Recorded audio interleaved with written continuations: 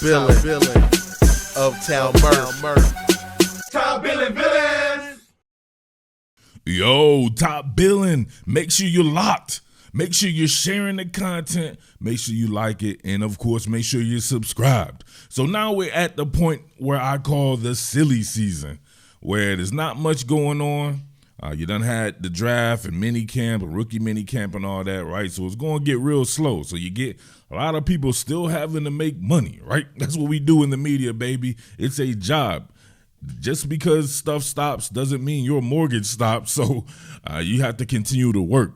So this is when we start seeing stuff like Tyler Lockett being traded. So I was on a Google card and I saw this pop up and it was talking about Tyler Lockett could possibly be traded, and could he, like this right here, 4-time 1,000-yard receiver could be on the trade block and all this and that.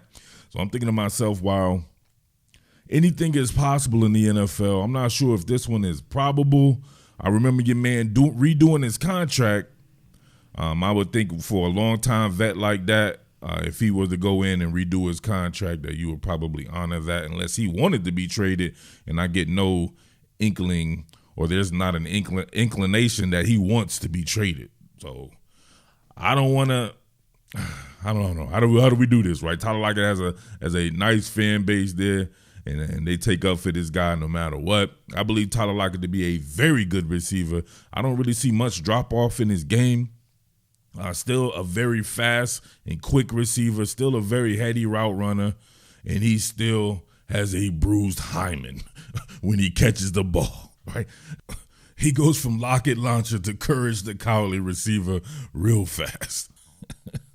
Listen, that is what it is, right? People going to get mad about that. This is what he's displaying. Whether the reason is that he's trying to preserve his body and all that, the results are the results. My man goes down easier than a $2 hooker, and sometimes he hurts his team doing that. Now, there are other times where he makes spectacular plays and he helps his team that not a lot of people could be doing what he's doing. So you have to keep that into perspective as well. But saying that, eventually things change. To me, Jaxon Smith-Njigba is a better number 2 option to your boy Dennis Rodman Jr. himself, DK Metcalf. Jaxon Smith-Njigba is incredible. Mind Jigba. Your man can do it all in the make it from scratch game. Very physical cat like that.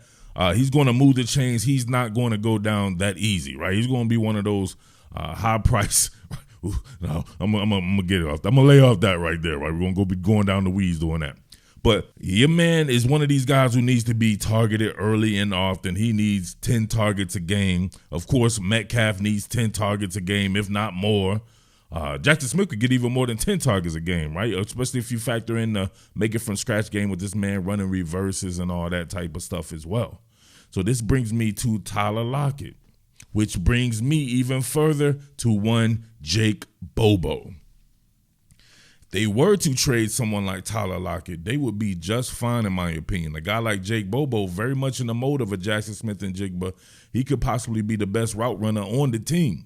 And the man is 6'3", 6'4". He adds value in the blocking, in blocking, of course, right? Pass pro or getting after it in the run game. Tyler Lockett not going to add any value in that. Tyler Lockett not going to add any value in putting his shoulder down, leaning into somebody, and getting tough yardage for his quarterback and his team.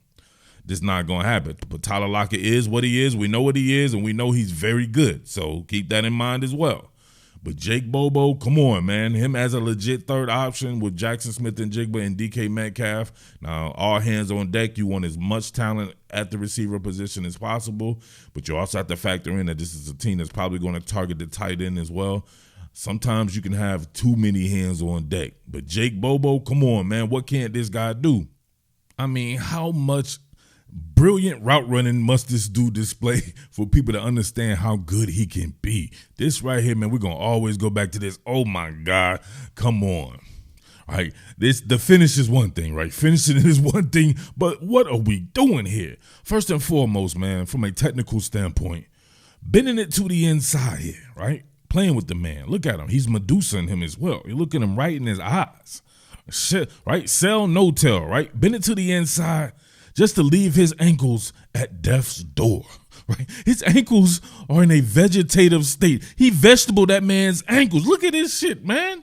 What are we doing here? What are we doing here, man? Look at that. He doesn't even get a damn hand on Jake Bobo. He's already out leveraged right there.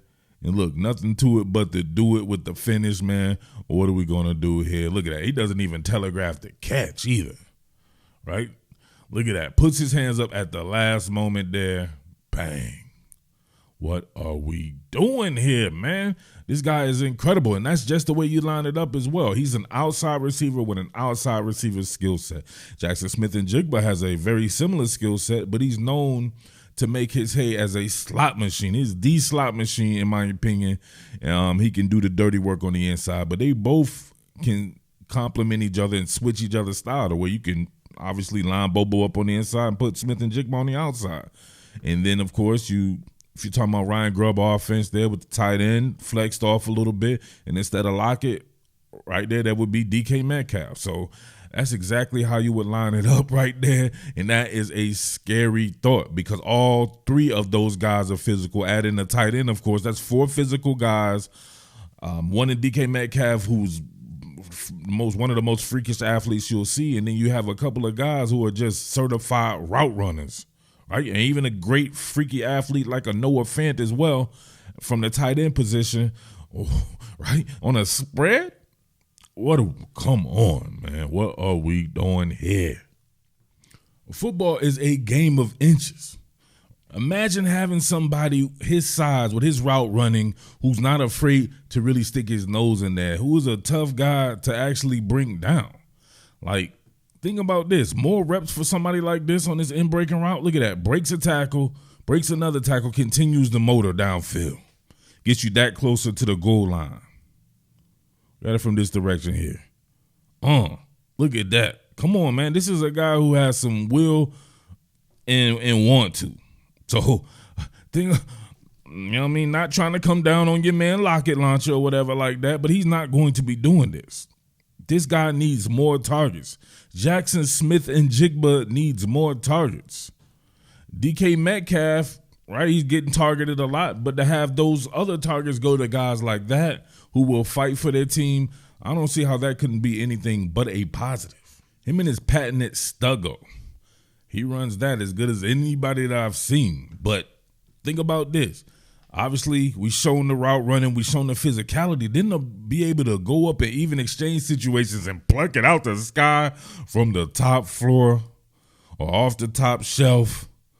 What are we doing here? That is a versatile skill set.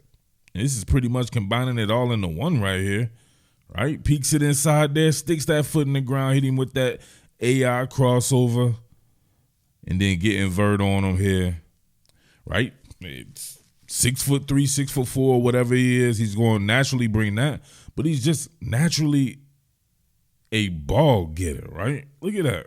That is a lot of traffic there. Listen.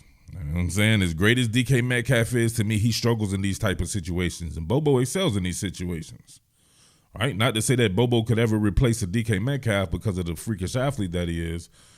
But having him on the field to complement that makes sense. Having Jaxon Smith-Njigba on the field to complement that makes sense. So my point is, if they were to trade Tyler Lockett somehow, I think they would be fine. And if someone like D. Eskridge had have actually been what they thought he may be, or maybe he can still be that, I believe Tyler Lockett may be gone anyway. So it might be a victim of circumstance, if anything, because that's a lot of young receivers on one team to still be holding on to a veteran. A lot of people like to go ahead and especially a team that, you know what I'm saying, is not like it be coming into any of the last few years as the number one team in the NFL. So sometimes you just trade those guys and get assets for them to help you build for the future, right, if you're on your JO. But they needed Tyler Lockett because somebody like D. Eskridge hadn't shown up yet. But to have a Jaxon Smith-Njigba, to me, who is a number one receiver. He is a number one receiver on most teams. He's a guy that you're going to go out. He's CD Lamb to me. So if you got CD Lamb, no matter what position he plays on the Dallas Cowboys, he's the number one receiver. He's the high-volume guy who can get you 1,700 yards. Jaxon Smith-Njigba can be that. This frees DK Metcalf up to me to be more of a guy who can play to his strength by going vert even more often, because you got guys who can do the heavy lifting in Jaxon Smith-Njigba and Jake Bobo. So let me know what you think about that there. Obviously, it's a wealth of receivers, because I honestly don't think Tyler Lockett is going anywhere. But to me, to have a reduction for him and to get these guys in the game a little bit more, I think would be in their best interest there. So all things equal, all things even there. Get the veteran a little bit less time and get these guys more time involved. And you should have yourself a sick-ass offense. It will be sick anyway. If you factor in the run game and the guys they have at running back, I'm seeing a guy like Kenny McIntosh do his thing finally and all that there. Is a wealth of talent on the offensive side of the ball. But get some of these young guys more reps. All right, it's your boy Jersey Murph as always. Much love to everybody out there on the West Coast, man. Shout outs to people out in Montana, right? Had people tapping in from Canada and Montana and Vancouver. Shout outs to everybody out there in Washington State and Oregon and Northern California as well. Much love to the people out there. All right, salute. Top Billin of Town Murph. Top Billin. What more can I say? Top Billin.